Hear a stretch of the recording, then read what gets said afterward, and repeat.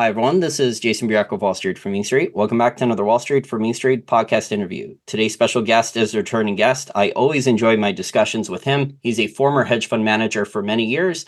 Now he writes a paid newsletter, the Felder Report. I think he also has a podcast where he interviews a lot of other experts. Jesse Felder, thank you for joining me again. Yeah, thanks. Good. Always good to talk with you, Jason. And a lot of craziness going on, Jesse, about the Mag 7, Nvidia. You were managing money during the technology bubble, so I'm going to draw on some of your experience, ask you about the similarities and differences. I want to get your thoughts, though, first on Nvidia and the Mag 7. I've heard you in other interviews talk about the valuations on the Mag 7. Do you think a lot of this is it's not looking at fundamentals and it's just, fund flows from index funds and flight capital, maybe from China or other countries?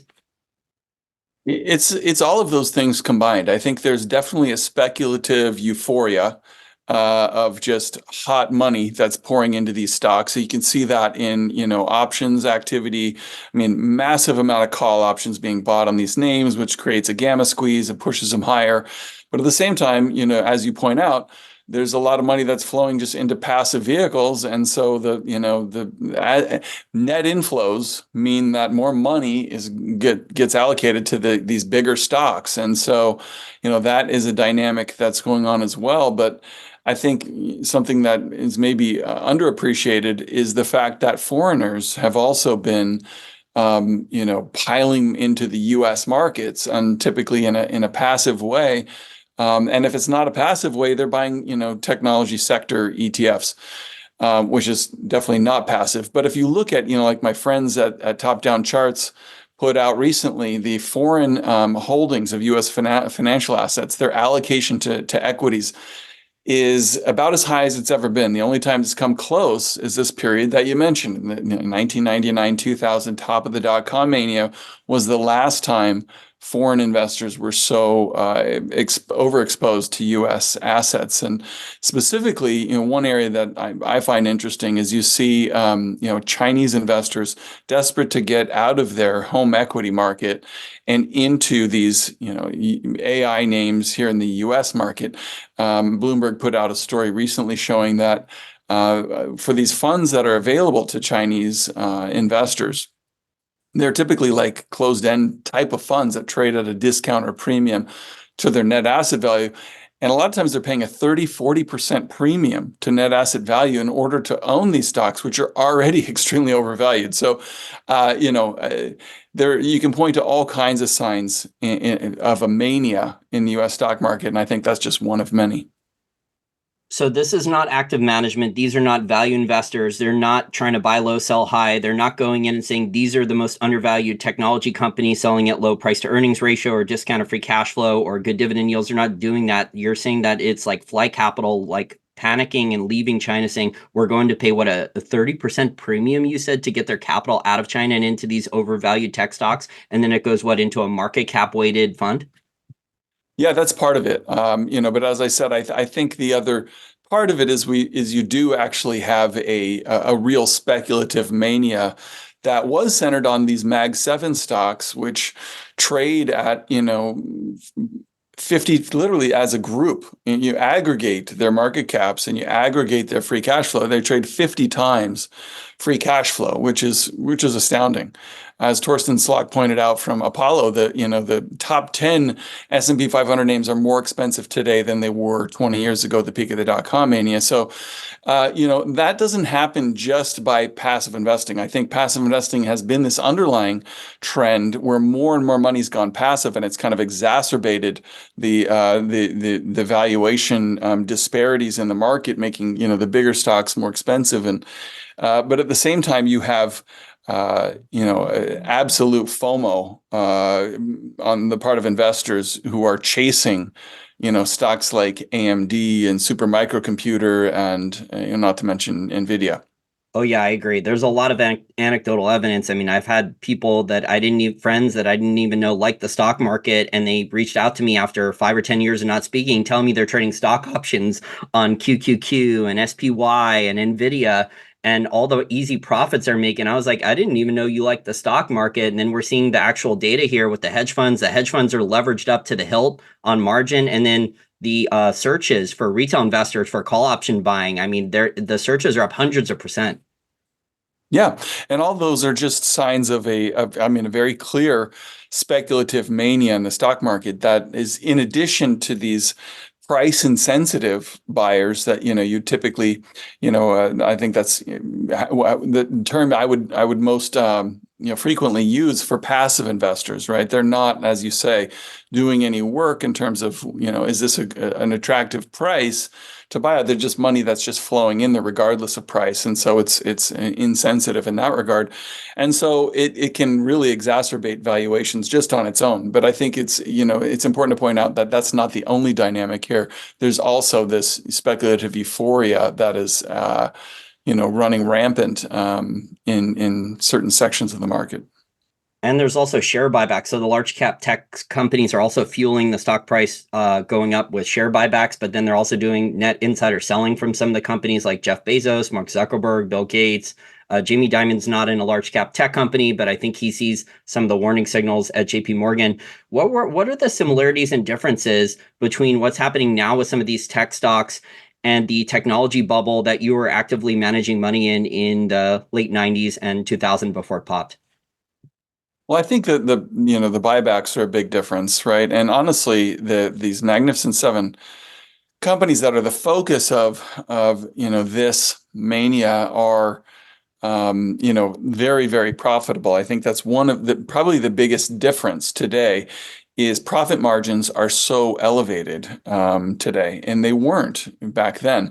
And it's interesting because Warren Buffett's annual letter came out last weekend, and I remember reading his letters from the late 90s and him pointing out that profit margins at the time were above average and unlikely to be sustained. So that was one of the reasons why he was more cautious in 99, 2000, was he thought profits were overstated because margins were too high and not sustainable. And today margins are double what they were back then.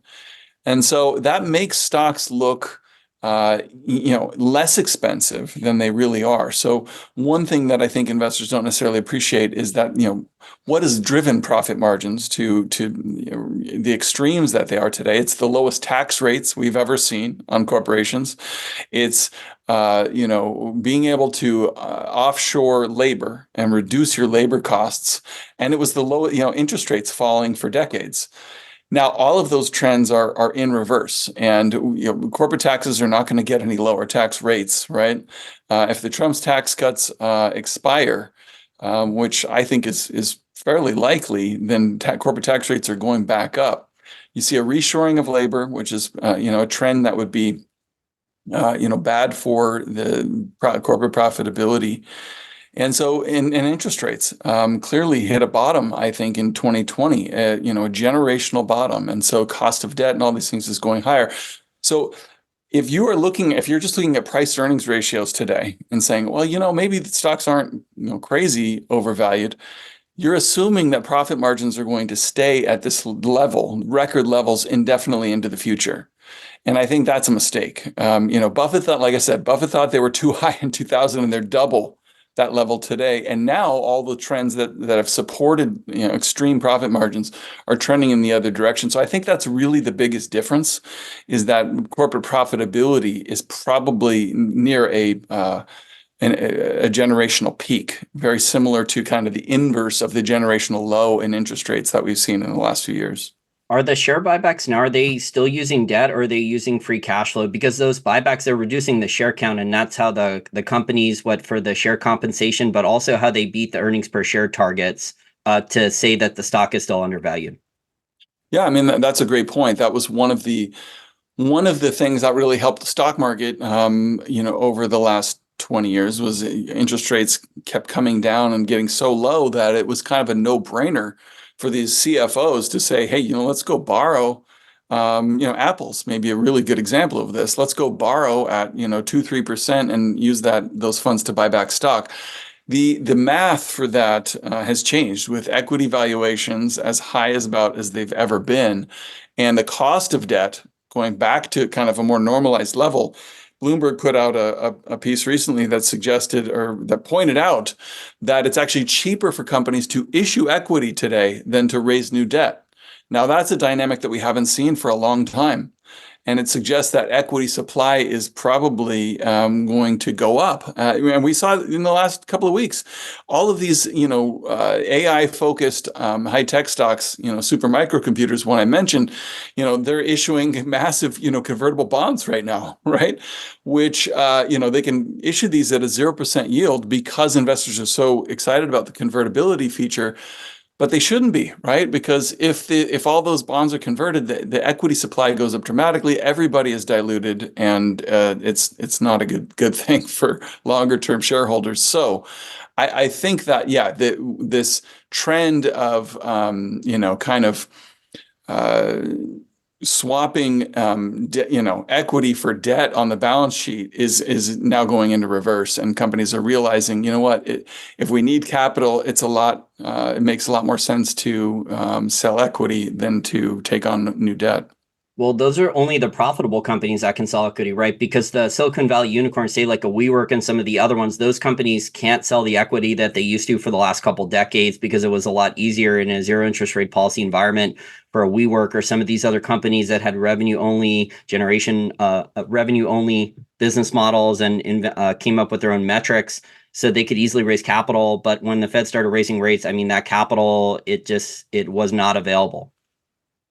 Well, it's available, but it's available at a much more costly price, right? I mean, see a lot of these unicorns, if they're still raising money, they're doing so at using down rounds. So they're raising money at much lower valuations than they were in the past. But you're absolutely right. There are a lot of companies that can't just can't attract capital, equity capital, and so those are the ones that are starting to go belly up. And so I think that's, if you are of the mindset like I am, that inflation is not going to come back to 2% sustainably to the Fed's target, they're going to have to keep interest rates higher for longer. These kinds of issues that we're talking about are going to become more and more of a problem for companies. And I think that's why companies are selling a lot of these convertible bonds, is if they're realizing, wait a second, we've been waiting for interest rates to come back down to refinance a lot of this debt.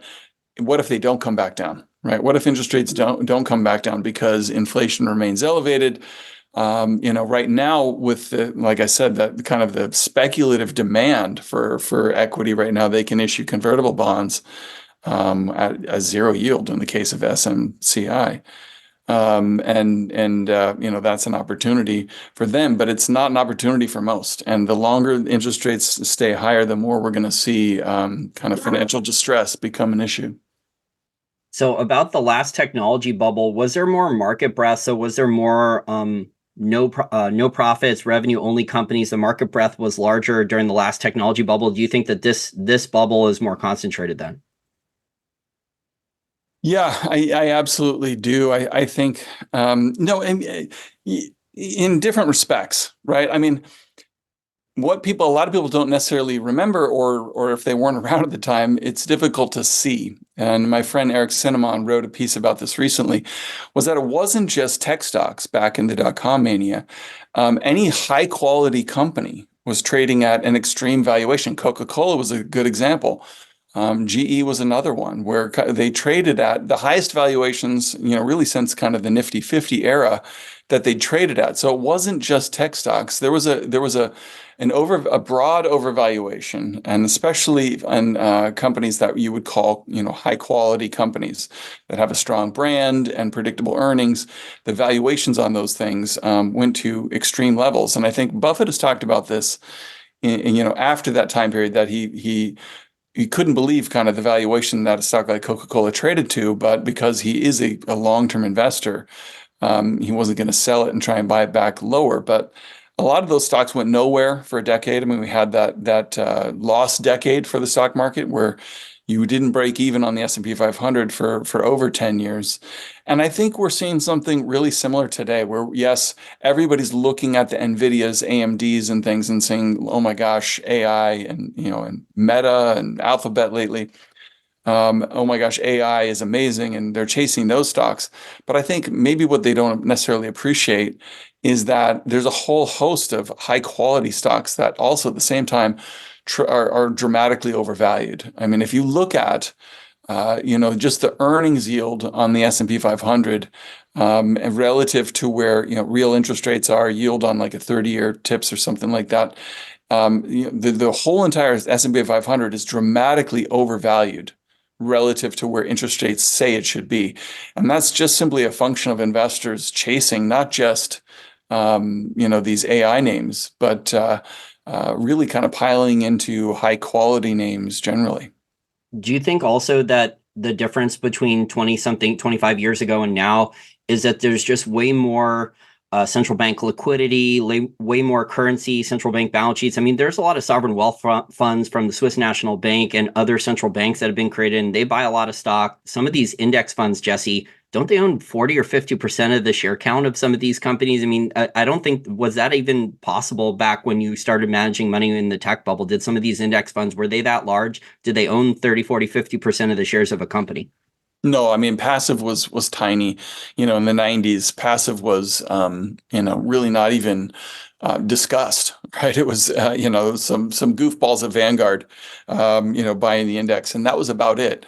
When I was trading at the hedge fund, you had a lot of interest in the SPY and QQQ ETF like we do today. A lot of trading was focused in those things, but it was mostly trading focused. It wasn't investors buying ETFs for their portfolio. Most individual investors, owned mutual funds and typically actively managed mutual funds. And so that is the move to passive, is dramatically different today than it was then. And I think that you really can't overstate the impact of the massive shift in that amount of money from strategies that really did incorporate some type of price sensitivity into just pouring money into the entire market, regardless of price or value.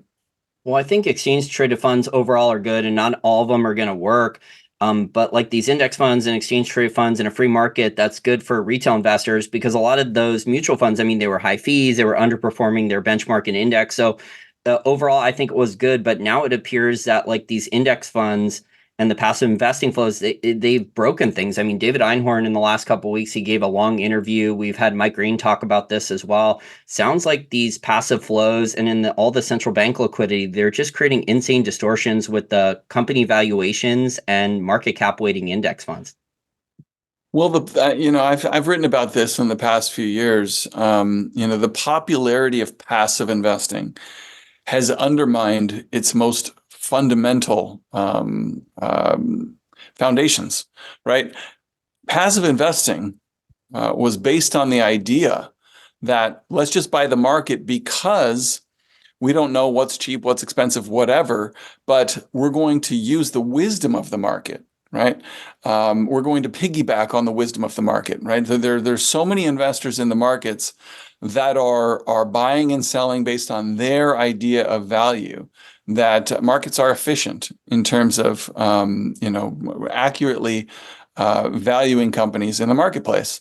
So so long as passive was a tiny share of the market, that the efficient market hypothesis, I never really kind of bought into it completely, but it was probably more true 20 years ago than it is today, because you did have a majority of investors that were actually doing work and actually were price sensitive. Today, the majority of investors are price insensitive. So that foundational belief that passive investors hold, that the markets should be efficient because the majority of investors are doing that work, no longer exists, is no longer valid, right? The majority of investors are not doing that work. And so the foundational beliefs for passive investing have been violated simply by the popularity, the growth of passive investing itself. Yeah, I've read a couple index fund investing books. A lot of them were written 15 or 20 years ago. And in theory, they made a lot of sense. So it was like active management. Normally, the fund managers at a mutual fund, because of fees and expenses, they can't outperform their benchmark because they're losing, 6% per year in fees. So retail investors save that way. And then you're buying a basket of stocks. So you're saving yourself a lot on fees.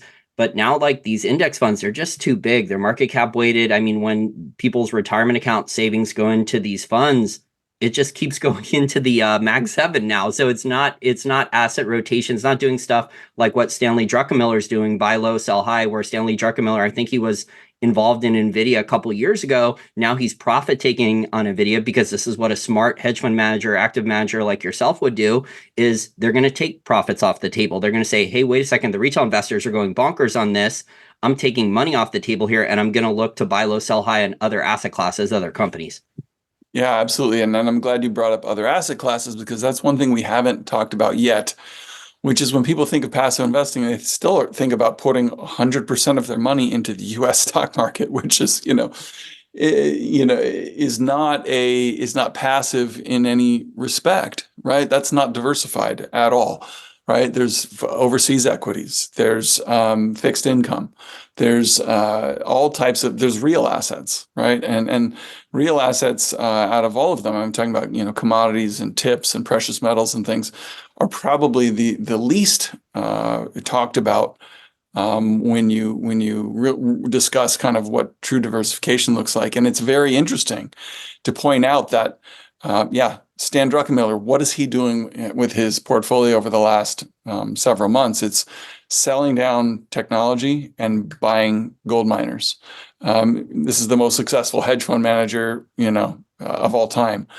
What is Warren Buffett doing, right? He's starting to sell down the Apple position, which, yes, is a huge position for him and has done really, really well. What's the only thing he's buying right now? Occidental Petroleum. It's energy stocks. And so both of these guys, who are two of the smartest investors on the planet and two of the smartest investors ever in the markets, are selling down technology and looking at, okay, what has been left behind? What's been left for dead? Where is their value? And it's in these, resource sectors.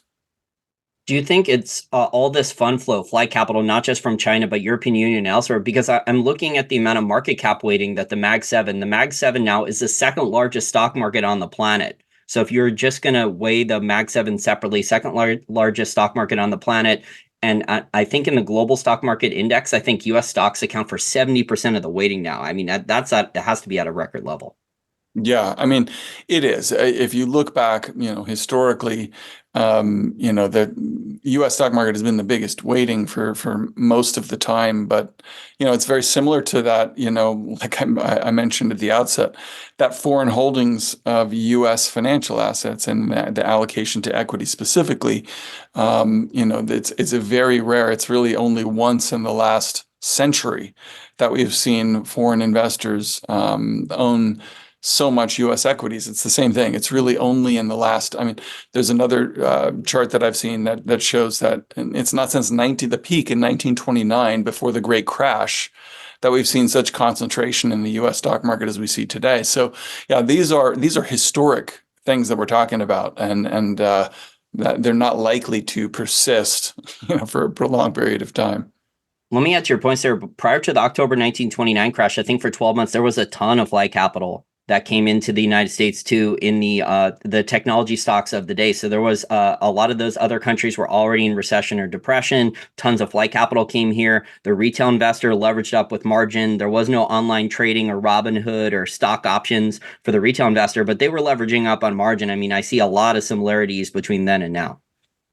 Absolutely. I mean, one similarity that I'm hearing a lot about today, very recently, just in the last couple of weeks, but I haven't heard it really since that 2000 top, and was really most popular in that late 20s timeframe, was the concept of a new era. Right, we're in a new era where corporate profitability will be sustained in a way that it's never been able to historically. We're in a new era for productivity in the economy. That AI is enabled by AI. That is this revolutionary thing that is unlike anything we've seen before. These are the types of things that we heard. In the 2000, late 90s, 2000. In the 1929, 28 type of era before the great crash. It's how do people justify paying extreme valuations and chasing, stock prices that are rising, so rapidly? It's something, this time is different. Is another way of saying this is a new era. And it's always, I mean, it's John Templeton has said, right, those are the most dangerous words in finance. This time is different. But that's what people are saying today. And it should raise kind of warning bells in the minds of investors who've been around for any period of time that, okay, when you see these types of sentiments in the market, it's a sign that, greed is really off the charts and it's time to be fearful. I agree. I also saw on business television a portfolio manager say that there is no bear case for Nvidia. I've seen portfolio managers on business TV lately saying that they put 70% of their tech stock portfolio into 3 or 4 stocks. So Nvidia, ARM, and SMCI. I mean, there's tons of red flags. I honestly, I think the major issue here is interest rates and the lag effect. I don't think we've seen really that much pain yet. Right. I mean, we've seen some things in the regional banking sector, surrounding, their bond portfolios and in, commercial real estate, mainly the office sector. But you're right. I mean, this is part of the problem I think that the Fed is having is that, they've raised interest rates, but so many, homeowners locked in low, extremely low mortgage interest rates in 2020, right? I mean, you could get a mortgage below 3%, pretty wild. And, corporations went out and extended all their maturities for years at incredibly low interest rates. And so, yeah, more than ever before, right? A lot of these, homeowners and companies are less susceptible to higher interest rates than maybe they've ever been because they were able to lock in so much of this. Now, the longer interest rates stay elevated, the less likely a soft landing becomes, and the more likely it is you start to see potentially, financial strain at the corporate level, continued strain in regional banks, and these types of things. And so, I think, we are in an environment where inflation is going to remain elevated. The Fed is going to have to continue to hold interest rates at a relatively high level. And that makes these types of, problems in the financial system, become more likely. I think what we're also seeing with the interest rates at these levels and everything's priced off the 10-year US Treasury, which is at 4.25% when we're recording this interview on Thursday, February 29th, 2024. I think we're seeing a bifurcated real economy. So there's those large corporations you mentioned that refinance debt at cheaper rates, people locked in mortgage, they're doing okay as long as they don't have exposure to a lot of high interest rate debt. So high interest rate credit card debt or auto loans, student loan debt. So there's basically what I see in the data, especially with these new surveys that have been coming out this week about people with their stock market brokerage accounts that are new millionaires. That's up a lot according to Fidelity. There's a bifurcated economy between haves and have-nots. So if you have a couple $1 million and you're earning a lot of extra interest income on short-term US Treasuries or money market funds or dividend stocks, and you don't have high interest rate debt to pay off, you're doing pretty well. But the rest of the economy is not doing well if they don't have those type of excess savings. That's a critical point, right? I mean, it's the way monetary policy has worked for this cycle so far is that it's really benefited the top 1%, the elite, the asset owners, and at the same time, it's really hammered people who don't own assets, the bottom 90% or 99 percent of people who are, I got to buy a car and I got to take on a loan. And you look at, credit availability for car buying is about as low as it's been at any time. The affordability for buying a house is about as bad as it's ever been. And so absolutely, that's critical, is that you look at the consumer. I mean, you can see this in all these companies, right? Retail companies focused on luxury are doing really, really well. Companies that are focused, on non-luxury stuff, everyday stuff, are struggling a lot more than those companies, and that's a testament to that bifurcation that you point out. Well, I think it depends on the type of consumer discretionary company. So like a company like Best Buy, I mean, I'm getting emails that they're having sales on Apple products that are deeply discounted. I've never seen sales like that. So there are a lot of discretionary stuff, but then you have to take on credit card debt for a new flat screen TV and other stuff. So like the interest payments on that type of credit card debt or a loan from Best Buy for consumer debt is very, very high. So I guess it just depends what type of consumer company the business is targeting, what type of consumer. Yeah, absolutely. And I think, generally though, we're seeing companies that aren't focused on entirely squarely on that luxury high-end market. They're generally, I mean, yeah, there are bright spots like, Best Buy. Best Buy, it's hard to even call it a bright spot because sales declined at a slower pace, but they're still declining. Markets celebrated that.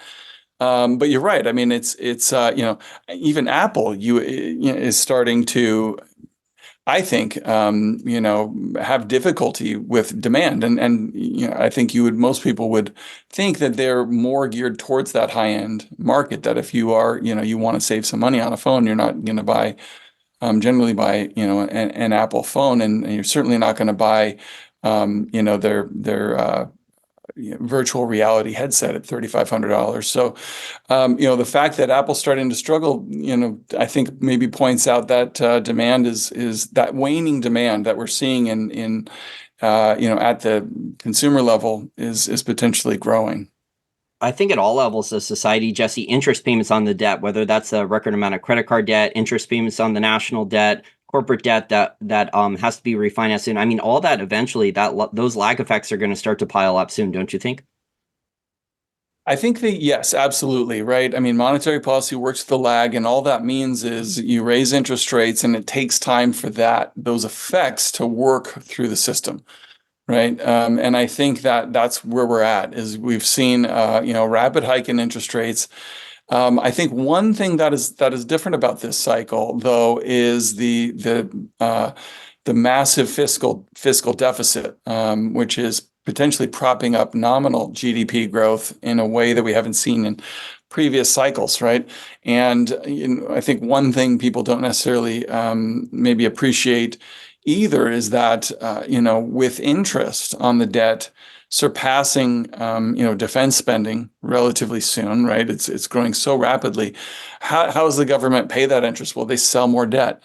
Increasing, debt in this, as due to the significantly wide fiscal deficit. I mean, wider than we've seen in any economic expansion, really in the post-war period, is money growth, right? I mean, that's growth in money, and so that is a boon to nominal GDP, but it's also a boon to inflation.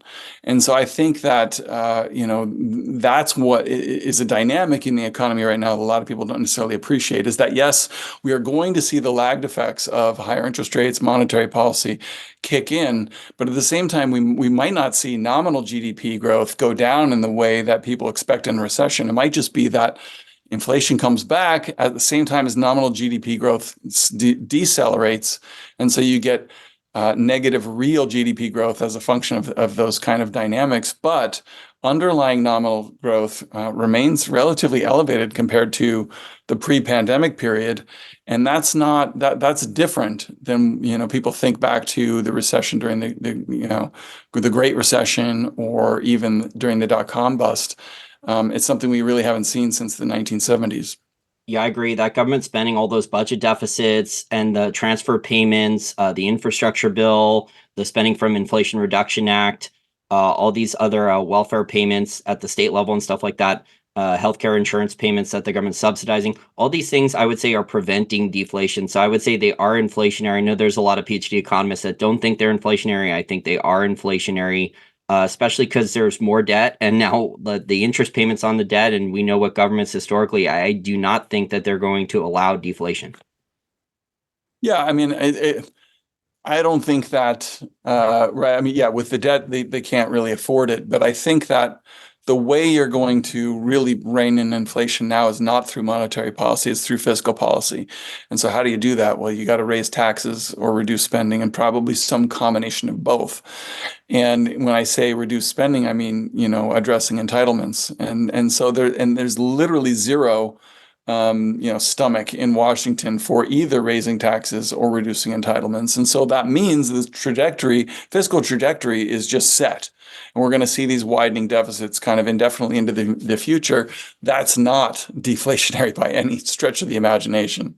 Oh, yeah, I agree. And also, let me add too, I don't think really out of the 535 people in Congress and in whichever White House administration, I would say almost no one is in favor of drastically reducing government spending. I mean, they're mostly fighting over where the spending is allocated to, Republican or Democrat. And as I say that, the discretionary spending, they could cut it to zero.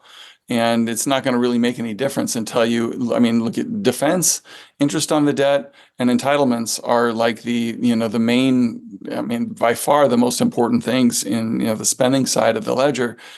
They're not going to touch any of those things. I mean, they can't. Those things are kind of set in stone until you get like probably some type of a fiscal crisis, and then you get the kind of the will to address it. So yeah, that's not going to change, and you're not going to get elected by talking about raising taxes, and so you're not likely to see that side of the ledger. But to really make a dent in the fiscal situation, you have to do both, right? You're going to have to raise taxes and reduce spending and really address entitlements. And because that's not happening, this environment that we're in over the next several years, decade, is going to be very different than the post, GFC environment. Yeah, I would say it's best case scenario stagflation, similar to what the 1940s post World War II or the 1970s stagflation, maybe a combination of both. Yeah, I mean, I think you got to look back definitely to the 70s. What's interesting, and I think a lot of people don't, I'm surprised most people don't point this out, but that Arthur Burns, raised the real Fed funds rate to 5%, right? In the early 1970s, and that wasn't enough to break the back of inflation, right? He became the famous, butt of the jokes of central bankers for many years to come. People talk today about a 2.5% real Fed funds rate as being too tight. Well, Arthur Burns went to 5% and it wasn't enough. So to think that 2.5% today by Jay Powell is enough is maybe very Pollyanna-ish. Well, there's way more debt in society than there was back then. I think okay, so Arthur Burns does deserve some criticism, but he's been blamed way too much. I mean, there was decades of government spending from World War II and then welfare warfare state. Like there was tons of military spending after World War II and then all the welfare programs and infrastructure.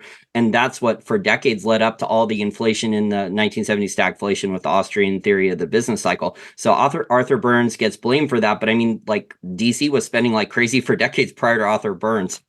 Yeah, and I'm not passing judgment on Burns. I'm just saying that people who are critical of Burns should recognize that he went to 5%, in terms of the real Fed funds rate, and that's just the Fed funds rate less, core CPI. Now, Jay Powell, is this roughly at 2.5% today, and that to think that that's enough when 5% wasn't enough back then is maybe being overly optimistic. Yeah, so I think inflation is going to come back in waves. I don't know if it's going to show up in the consumer price index. Do you think that this translates into a long-term bond bear market for U.S. Treasuries then? I do. I think all else being equal, yes, where we've seen the beginning of a major bond bear market. But I think that, as you pointed out, the federal government can't afford to let interest rates, be set by the markets, right? If we are headed for a fiscal crisis, right? Based on kind of what we're talking about, and in a fiscal crisis, how do you get to that crisis? Well, the bond market freaks out, right? The bond market vigilantes say, "Hey, this is unsustainable. We're not going to abide what's going on in terms of spending and revenue generation, and so we're going to sell our bonds, and interest rates are going to go way up and cause a problem and really light a fire underneath politicians to do something about it. We can't afford to allow that sort of thing to happen because you have people, all kinds of people. I mean, Bill Dudley, former head of the New York Fed. You have former Treasury Secretary, Larry talking about the potential for a debt spiral. And so that's how you get a debt spiral, is you get interest rates going up at the same time as the debt is, going rapidly, is also rapidly increasing. And that's something that, policymakers can't really allow. And so I think that you can be bearish on bonds, but only to a degree, because at some point they're going to have to implement some type of yield curve control or something to cap rates so that they don't cause, debt spiral type of situation. Jamie Dimon of JP Morgan has also warned about this with the debt out of control and interest payments on the debt. I mean, the math just doesn't work, but I think there's limited options. I mean, what are with Japanification, yield curve control? I think the new term is fiscal dominance, but how is that different than financial repression and yield curve control? Yeah, I mean, I think we've been in fiscal dominance already for years now. If you just look at the trajectory of the Fed's balance sheet, look at, Fed assets that they've owned relative to GDP and the federal debt to GDP. They've been on the same exact trajectory for a decade, right? Which is basically, you could point out that, that the Fed has only been able to pursue quantitative easing and tightening to the degree that the federal government allows them to. And to me, that is fiscal dominance. That's the needs of the fiscal dominating the desires of the monetary authorities. And I think we've been there already for a long time, and we're gonna see this play out again here really soon, where the Fed needs to, it's probably getting to the point where quantitative tightening could start creating some problems in the financial system. And, at some point, I mean, that's inevitable. We'll be forced to kind of scale back quantitative tightening. Now, if inflation hasn't already been sustainably brought back to its target at that time, it could potentially create some real problems for the Fed. Well, also post 2008, every Fed rate hiking cycle, and we've only had a couple. We had the rate hiking cycle after Donald Trump won the election and Jerome Powell was raising rates. That broke the repo market in 2019 and created a banking crisis and hedge fund crisis with over-leveraged risk parity trades and basis trades. And there was a ton of bailouts then in 2019. I don't know the exact real number, but it was a lot. So it seems like every time the Fed has raised rates in a rate hiking cycle post 2008, they break something. And then you've talked about the problems with US Treasury debt. I think the Fed is potentially breaking commercial real estate. I know there's a lot of other factors like work from home and people buying stuff online, but you add in the higher interest rates on the mortgages for commercial real estate holders. I mean, there's going to be pain in the real economy from these Fed rate hikes. And then most likely the Fed at some point with the banking system or pension funds or insurance companies, the Fed's going to say, we're going to have to save these guys, or at least like the pressure from Congress, the congressmen are going to pressure them, or the White House will, and the Fed normally caves. Absolutely. I mean, that's the pattern that they've demonstrated for decades now. I mean, going back to Greenspan, really, cut interest rates in the wake of the '87 crash, cut interest rates in late 90s. Even after talking about irrational exuberance in the stock market, and created, these bubbles. And then when the dot-com bubble burst, took interest rates, the Fed fund rates down to 1, blew the housing bubble. When the housing bubble burst in the great financial crisis, they, took interest rates to 0, started quantitative easing. And, every rescue has had to be bigger than the previous one. And you go back to, COVID.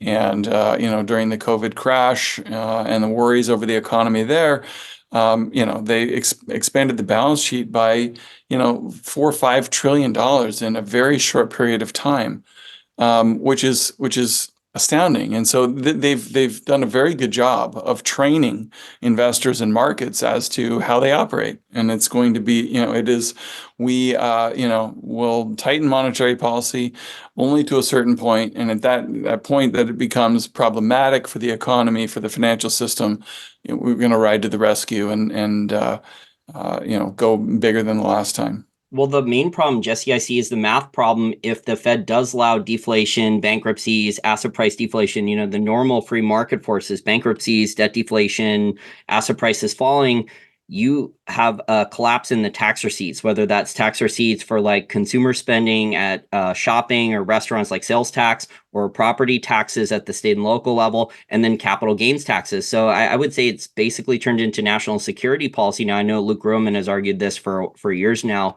that it's national security policy that if stock market, the S&P 500 or home prices fall for a certain amount of time, the federal government starts to panic because all those tax receipts are collapsing and then they can't fund the government.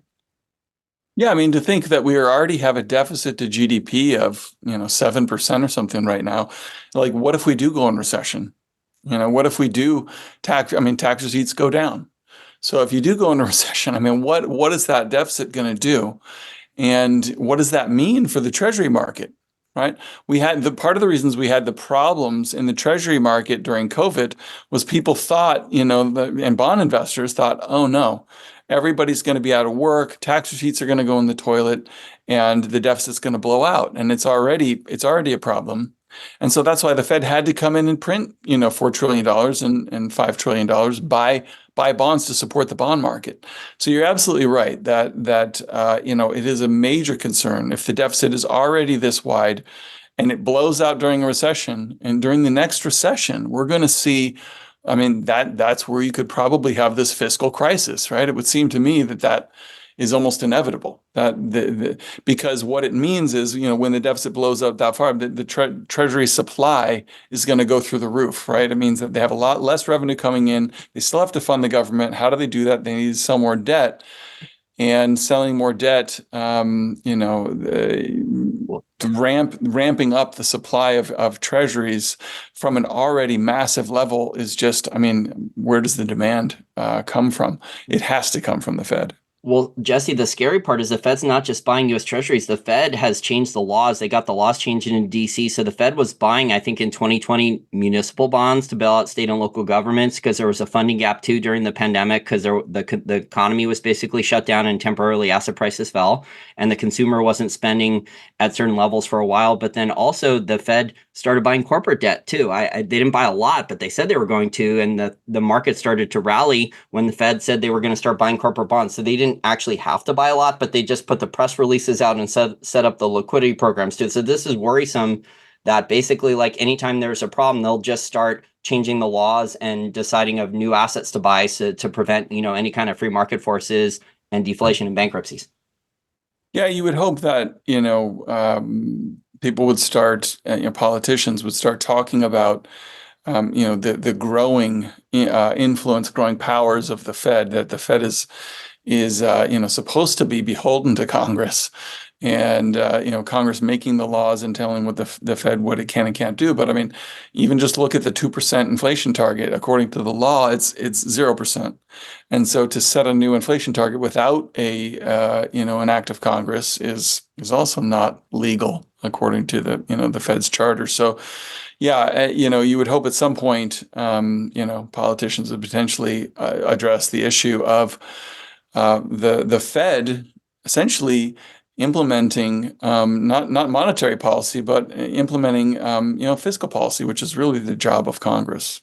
Unfortunately, Jesse, I don't think politicians are going to do the right thing. I think they're trying to beat Nancy Pelosi there, who's like set the benchmark for insider trading and stock market performance. I think they're more worried about that, to be honest. From hearing some of the conversations with lobbyists, I live right outside of Washington, D.C. for almost 25 years. I mean, most of them, even like the ones that go on business television or any cable news and say they hate capitalism and billionaires, I mean, a lot of them are still talking about stock trades all the time.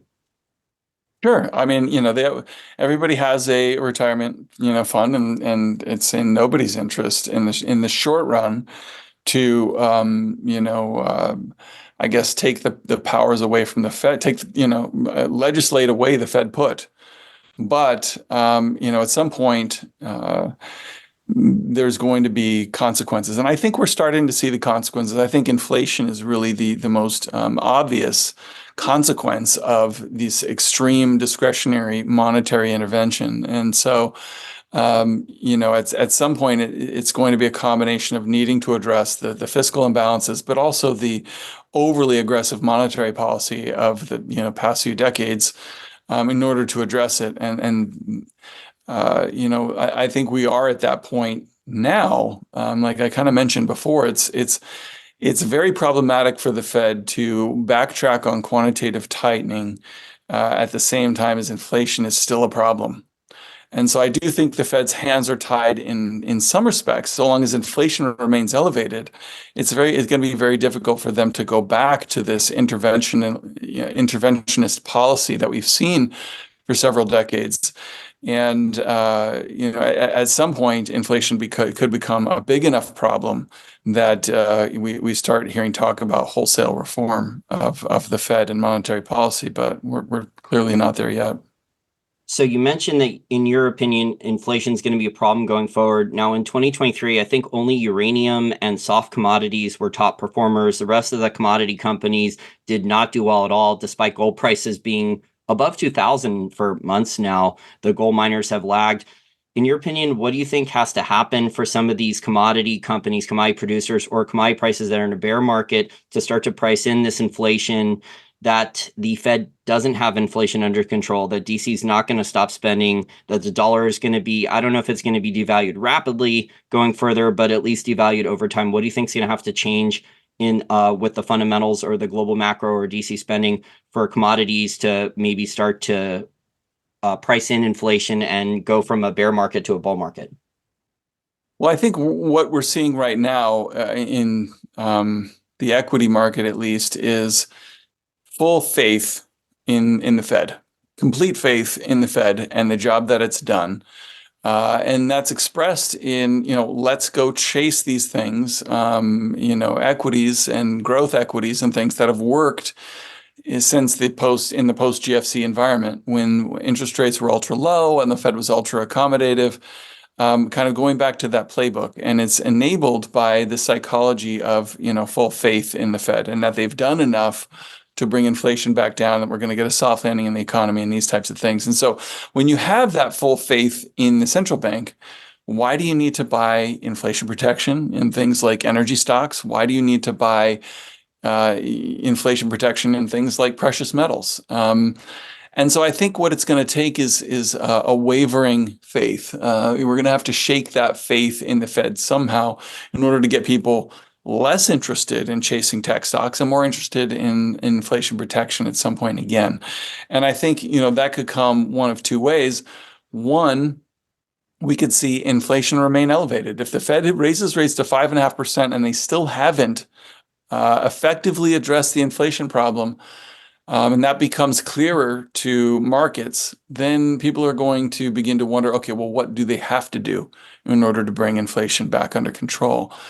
And that would be, is a question that would, I think, be troublesome to the equity markets, especially these high-flying tech stocks.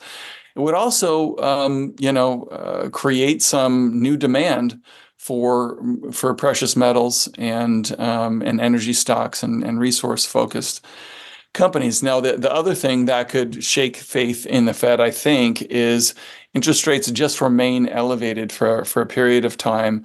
And, due to inflation being persistent.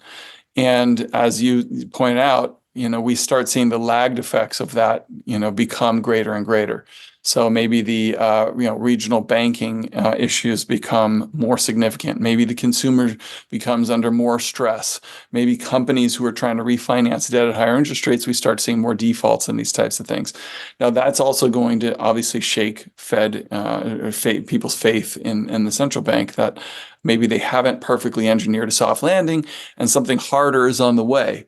And what do you want to, own if we are headed for a hard landing? I think you want to own some precious metals, because as we talked about, the deficit is going to blow out and you're going to see massive issuance in treasuries, and the Fed's probably going to have to monetize it, which could make the inflation problem much worse. And so, in that type of a scenario, I can't think of anything better to own than precious metals. And so I think, there's those two possibilities that we could see kind of those narratives kind of begin to creep up over the next few months, which would drive, less demand for these high-flying tech stocks and more demand for things like energy and precious metals.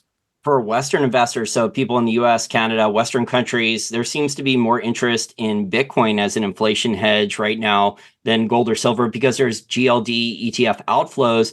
but there's actually a lot of demand for physical gold by non-G7 central banks that's at record levels not seen in 40 or 50 years. And each month there's a lot of purchases by non-G7 central banks. There's also enormous private sector demand and China, India, Turkey, a lot of emerging market countries. The demand just is not at those levels, though, for Western investors. They seem to be chasing prices higher from these tech stocks and from Bitcoin instead. Yeah, absolutely. I mean, I think, when you have investors are doing in the US today, what they did in 2021, what they did in 1999 and 2000 is when a speculative mania is underway, people feel like they're missing out. And if you don't own Nvidia, and this is not true of just retail investors, this is professional portfolio managers, hedge funds. Hedge funds have the greatest exposure to momentum than they've ever had before today. So this is hedge funds, this is retail investors buying call options. All these types of things is just the fear of missing out of these incredible AI-driven profits is driving that trade right now. But you're absolutely right. Outside of the U.S., I think, especially of foreign central banks, see the writing on the wall. They're looking not at what's going on with Nvidia. They're looking at what's going on with the U.S. fiscal situation and what does it look like over the next 5 to 10 years. And because of that trajectory, how much exposure do I want to the US dollar? How much exposure do I want to treasuries? Well, they're looking at that and their answer is as little as possible. I want to own things. I want to, I'd rather own tons of commodities. I'd rather own precious metals. I'd rather have gold, reserves invested in gold. So I think that is an important clue as to what is the smart money doing right now, and it's clearly not chase these tech stocks right now. It's not just foreign central banks, like we pointed out before. It's Stan Druckenmiller and Warren Buffett, and it's the insiders, right? You look at what's going on with insider activity. It's something I follow very closely. The sell to buy ratio in terms of dollars sold to bought is higher than at any point in the past decade, right? Which is saying something. I'm talking about a 13-week ratio. My friend Asif Surya, tracks and puts out, and it's the highest. That 13-week sell to buy ratio is the highest it's been at any point in the past decade, higher than at late 2021, right before the 22 bear market kicked in. So that's saying something. Insiders have no interest in chasing this rally right now. Okay, so wherever there's any inside interest, it's in energy stocks, precious metals, these types of things. Oh, I was going to get clarification. I was going to ask you about where the insider selling is occurring. So it's occurring with the Jeff Bezos sales, Mark Zuckerberg, Bill Gates, Jamie Dimon. So like large cap tech companies and financials. That's where a lot of the net insider selling is. Yeah, I mean, I think it's important to bring up Jamie Dimon's first time he sold any JP Morgan stock, and he's selling in a big way. But yeah, also Jeff Bezos sold, I think, $8 billion worth of stock in 3 weeks. Both of those guys have been really good timers, right? I mean, Jamie Dimon has bought JP Morgan stock, at really good buying opportunities over the last, decade plus. The fact that he's decided to change course and start selling is a big deal. Bezos also, has been a really good timer where he's not sold. Has been a good time for Amazon stock. The last time he sold anywhere close to what he's selling today was in late 2021. And so, yeah, you're right. Zuckerberg is selling a lot of Meta stock. The selling is concentrated in these big tech names for sure. And you said that the only net insider buying that's sizable right now is in oil and natural gas producers in the US and Canada and some select gold miners. Now, not all gold miners are doing well right now, but there's some low cost ones that have clean balance sheets that are doing pretty well. Yeah, and that's where you see any insider activity at all, is I think in those areas. And it's simply because, insiders are value investors, right? They are price sensitive, right? They're one of the few groups that is still price sensitive in the market. So while retail investors and even pension funds and all these institutions are going passive and price insensitive, insiders are taking the other side of that trade. And they're saying, okay, valuations are extreme in the equity market right now, generally, especially in big tech. It's time to, sell those things. And the value in things like energy and precious metals is very, very compelling, right? I think, I think it was the CEO of Devon Energy pointed out recently that energy sector comprises 10% of all the EBITDA generated by the S&P 500, but it's only 4% in terms of the market cap. The undervaluation of these energy stocks is significant right now, and it's very similar to me when I look at the miners. That the relative performance of the miners to gold, right? And the miners are acting as if we're in a precious metals bear market and a major gold bear market, and ironically, gold is sitting right near all-time highs.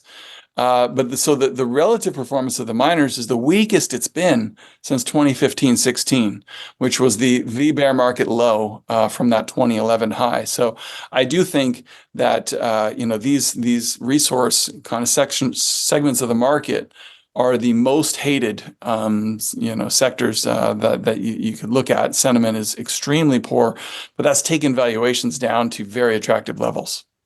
And normally the two major signs that the bear market is going to turn at some point in the near future, you have insider buying. So net insider buying by the insider saying our stock is cheap, our business is doing well, our balance sheet's clean, our profit margins are good, and our valuation is very cheap relative to profit margins, free cash flow, and a clean balance sheet, those types of things. Insider buying is one. The other one's mergers and acquisitions. So that's normally what you see before the cycle turns. Absolutely. I mean, the CEO of Newmont was talking about this and how they've made some big acquisitions. They're going to sell off some non-core mines to pay down debt, but they basically have positioned themselves for this super cycle, for a commodity super cycle, a super cycle for precious metals. And the stock is, I mean, I think he said it's a generational buying opportunity in Newmont shares.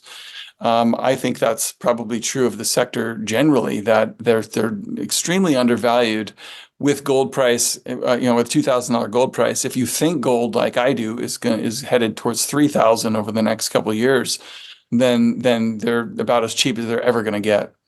Well, I'd rather buy the royalty companies right now. So like Franco-Nevada, which has all the bad news from Kobe, Panama priced in, I think it's down over 30%. Royal Gold is cheap. It hasn't been this cheap in years on the valuation metrics. And then all the mid-tier precious metal royalty and streaming companies. I mean, those companies, you don't have CapEx like with a gold miner. So those companies have way better profit margins, over $1,000 an ounce and good free cash flow. The businesses are just super, super cheap right now. I'm shocked how cheap they are. Yeah, and the only thing that I would point out is that generally one of the broad themes that we talked about earlier is high quality companies are generally, are and for good reason, more highly valued than what you would consider less higher quality companies. And so, you could argue that if you're going to see a reversal in sentiment, it's those lower quality companies that are going to benefit, greater than the higher quality companies, which have probably already priced in some of their relative advantages. Yeah, I agree in past markets, Jesse. But the problem now, we were discussed this before we started recording, is all these gold mining ETFs. So a lot of the ETFs, so a junior mining company might not survive. They may have already sold the company out. So they're not going to survive when the cycle turns, because over the last 12, 15 years, a lot of the funding for the Canadian and US investment banks, the capital is not available for the junior miner to continue. So they've already sold the company. So the company's not going to be in existence anymore. It's going to be like the mid-tier miner that bought those assets for pennies, like in a Cisco Mining or some of those other ones, which has a mine that's under construction now in Quebec, a high-grade one, or some of the other ones, Agnico Eagle, which has two quality mines. I mean, Agnico is not cheap right now, but they own two of the best mines in Canada. So like those ones that were out buying assets, the juniors, they just can't raise capital because of the mining ETFs. The ETFs have like made it almost impossible for them to raise capital. Well, you point out what drives these super cycles that we're talking about. It's capital flows, right? And so you're making a very bullish case for the years to come. And that, okay, what you want to think about, what is going to do, best over the next 10 years? The answer is what is being starved of capital today, right? Because whatever's being starved of capital today, they can't invest in supplies in the future. So it's going to be supply constrained for a prolonged period of time. That's the bull case for resources, is that energy stocks after the 2014 oil price crash, they were all starved of capital, and they're still starved of capital today because of ESG and these types of things. But the miners too, right? And there's been zero interest in owning miners, and so they've been starved of capital. And so nobody's been really investing in new production for commodities in a broad sense. So the flip side of that is what's going to do poorly over the next 10 years. Well, where's all the capital going? All the capital is going into semiconductors, into building out AI. And wherever capital goes, you end up getting an oversupply of production, right? We're going to get too much AI. We're going to get too much data centers. We're going to get too much of these things, and prices are going to crash, just like we saw with oil in 2014, right? In the wake of the great financial crisis, all that money, cost went to zero. Well, all that capital flowed to the oil and gas companies, right? They borrowed extremely cheap, invested in fracking, overproduced. Oil price crashes several years later. That's what we're headed for, I think, in big tech right now. Is there's overinvestment, too much capital chasing all these things. It's going to create a glut of supply of these things, and returns are going to go way down. But the more importantly, I think, for resource investors, is the fact that these companies have been starved for capital for so long sets them up to be supply constrained for a prolonged period of time. That's very, very bullish for prices, supportive of a super cycle for prices over a number of years. I agree. And especially with the cost for these commodity producers trending upwards still. I mean, mining costs are still trending up from the earnings calls for the gold miners and copper miners at 8 to 10% per year averages. So the costs are still trending up. Yeah, some of the costs may be down, maybe for some of these natural gas producers in the Permian Basin or a few select areas here or there, but a lot of these costs are still trending up either every year or every couple years. The other thing is, you mentioned artificial intelligence. Jesse, did you see some of the projections when they build out the artificial intelligence and the data centers, the amount of electricity usage that's going to be needed for these data centers and artificial intelligence? They're projecting, 6, 7, 10 years from now. It's nuts. Yeah, absolutely. I mean, the water usage, the energy usage for all these things, it's absolutely massive. And so that's one of the great ironies, is if, perhaps the best investment available today, if you really do believe in AI and the fact that we're going to need these massive energy intensive data centers, is you better be investing in energy. And ironically, investors have zero interest in energy. I agree. The market hasn't figured this out yet. They put the cart before the horse. I think a lot of people just assume that it's going to be a software program like a Chat GPT, and that it's not going to require all this infrastructure with all the data centers.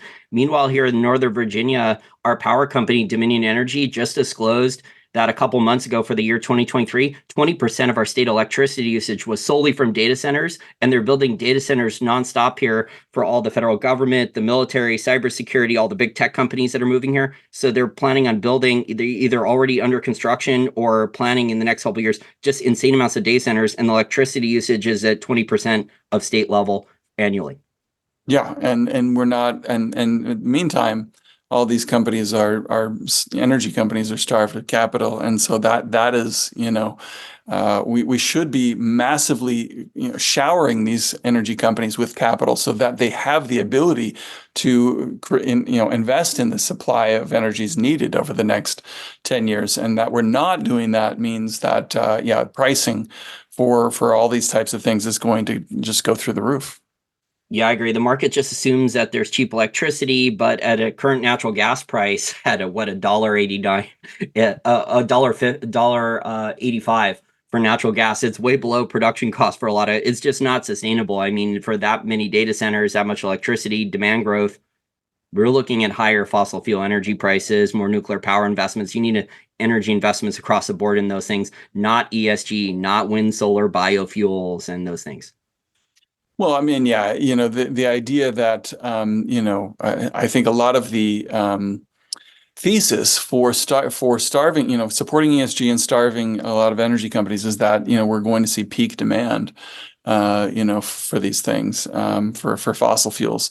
And that's nowhere on the horizon with the, you see the demand for oil hitting new records, very recently, and it's only going to continue in that direction as emerging market demand grows. But not just emerging market demand, but we're pointing out here, demand for energy broadly is going to continue to grow, and the only reliable kind of source of that is going to be either, natural gas, nuclear, these types of things, and they're all, commodity focused. So the fact that these, like I said, these companies are being starved of capital is very, very bullish. Not to mention the fact that, the valuations assume that the valuations have priced in peak demand. All right. And so if you don't get peak demand, they're dramatically undervalued. And if demand, continues higher due to all these things we're talking about, it's going to turn out that they were incredibly undervalued today. And I think some of these ESG policies are backfiring. They try to kill coal demand, and global coal demand hit a record high for 2023. So, I mean, these policies are not working out the way that people planned them. Yeah. Well, I mean, I think, not to single out any politicians, I usually like to be, politically agnostic, but to kind of just point out, Joe Biden's, platform, he ran on, we're going to, end production of fossil fuels. He gets in office and realizes, wait a second, if we're not pumping oil, gas price is going to go through the roof, and I'm not going to get reelected, and we're not going to be able to, fuel the real economy. And policy changed on a dime. And so,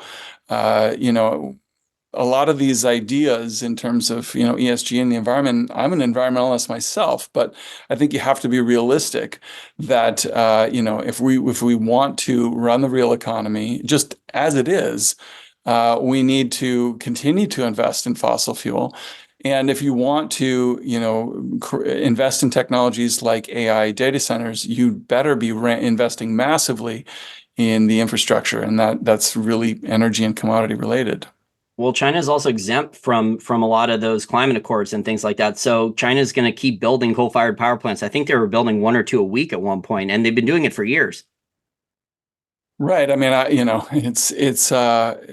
it's very difficult, right? I mean, to sit here, in the United States and say we need to do something about climate change, about global warming, pollution, and these types of things.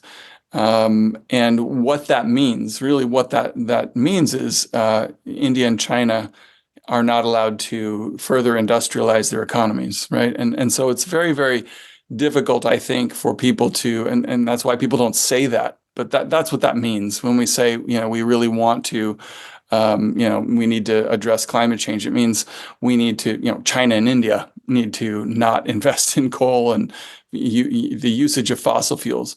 But that's just not realistic, right? We don't have the right to tell them they can't come into the 21st century and industrialize and bring their, raise the wealth and of their, countries per capita.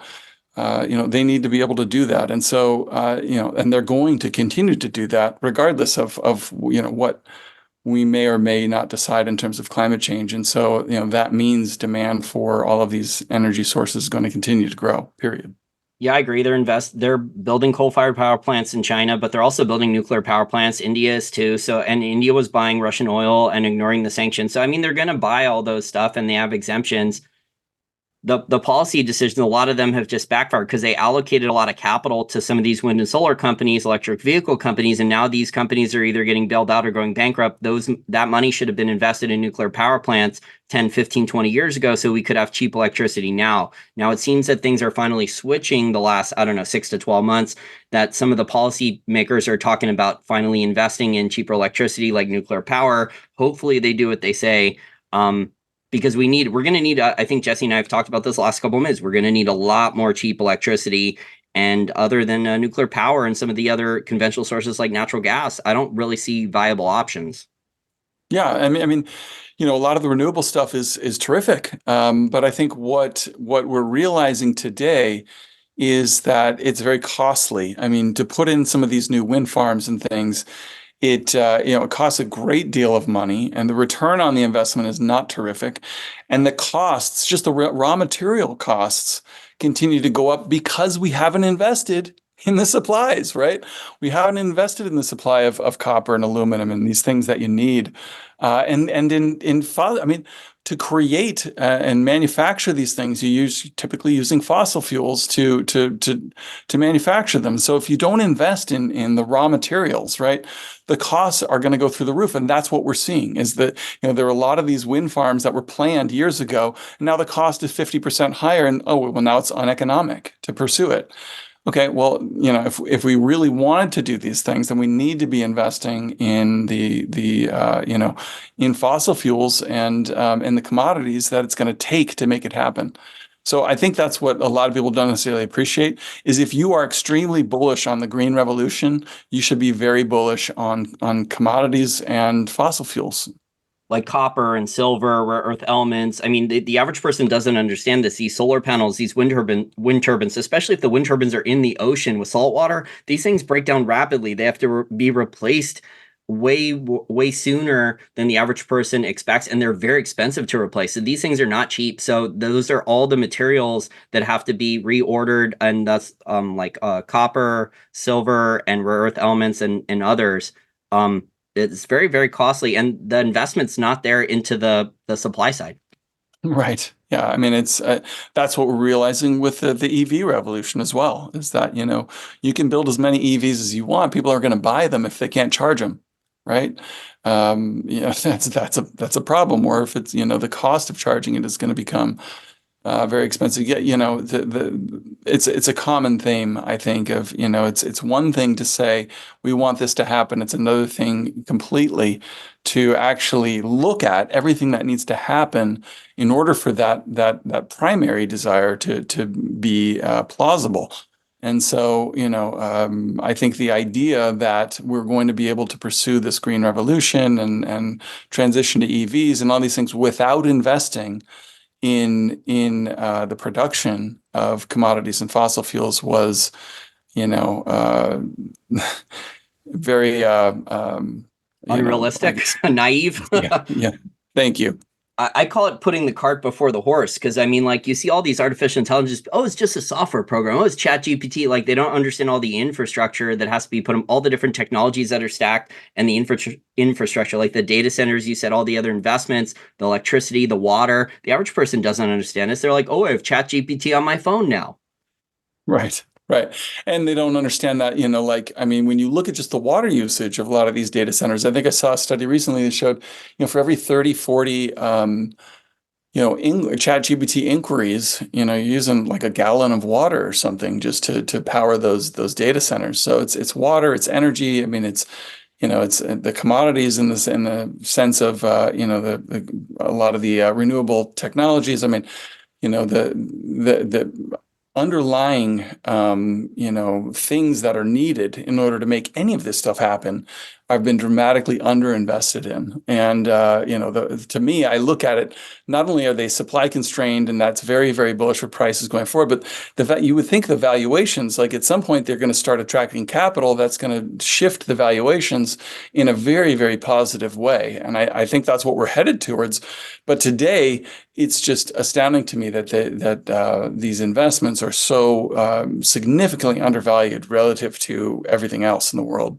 Oh, yeah, I agree. There's U.S. and Canadian oil producers with free cash flow, high free cash flow yields, discounts to net asset value of 30% to 50%. There's a lot of producing gold miners like that, too. So the valuations are very, very cheap. They're out of favor. This is kind of one of the only places where a value investor can actually go. That's probably why Warren Buffett and Druckenmiller are doing some asset rotation now and looking at these sectors. Absolutely. I'm glad you brought up Buffett. He's been selling down the portfolio, raising cash. The only thing he's buying is Occidental Petroleum, because I think he understands all of these dynamics that we're talking about, is that fossil fuels are going to be with us for a very long time. Company that has about a 12, 13% free cash flow yield is very attractive when the demand for the products that they do deliver is only going to continue to go higher and higher for years to come. And this is why you're seeing a ton of acquisition offers in the Permian Basin, Diamondback. I think ConocoPhillips is looking around. So you're seeing a lot of, I know there's the fight over Chevron and ExxonMobil with the Guyana assets, and then they may cancel the Pioneer deal, but they are at least looking at buying discounted assets. Yeah. Yeah, there's been a lot of consolidation, and that's also a big change from what we've seen a decade ago in the fracking business. Is now a lot of the production is owned by oil majors, and they're not going to go and overproduce. They want to have sustainable production for as long as they can. And a lot of these different basins and things have been running, depleting quicker than earlier estimates. And so when you had the big oil boom in the late 2000s, you saw a lot of these smaller frackers just pump like crazy to create as much cash flow as possible. These majors aren't going to do that. They're not going to do that. They're going to be much more judicious with their production, and that's going to keep a lid on supplies, which changes the dynamics of this energy cycle in a big way. Yeah, I agree. And the Permian Basin is really the only one in the entire world where there's actually been consistent production growth the last 15 or 20 years. So the Permian Basin is it. It's been the major, I would say, the marginal oil producer for a long time now, other than the Saudis adding a little bit of spare capacity here or there. It's been the Permian Basin. Yeah, and my friends at Gehring and Rosenzweig point out that the Permian could be peaking or earlier than most in terms of production, earlier than a lot of people would estimate. If that's the case, then we're going to really struggle to find to meet growing demand for energy in the years to come. Well, I want to thank you so much for your time today, Jesse. I've kept you for over an hour. I feel like I could talk to you for another hour to just pick your brain and get a lot of insights there. But if my listeners want to take a look at the Felder report, how do they do so? It's just thefelderreport.com. I've got a free blog there. I put up something, on a weekly basis, and there's some samples there too of our, premium newsletter that I put out a weekly market comment, weekly chart book, and just things that I'm kind of paying attention to, these types of themes that, we've been chatting about. And I'm also pretty active on Twitter. It's just at Jesse Felder, and I try and just aggregate a lot of the interesting stuff that I'm reading and seeing there on Twitter.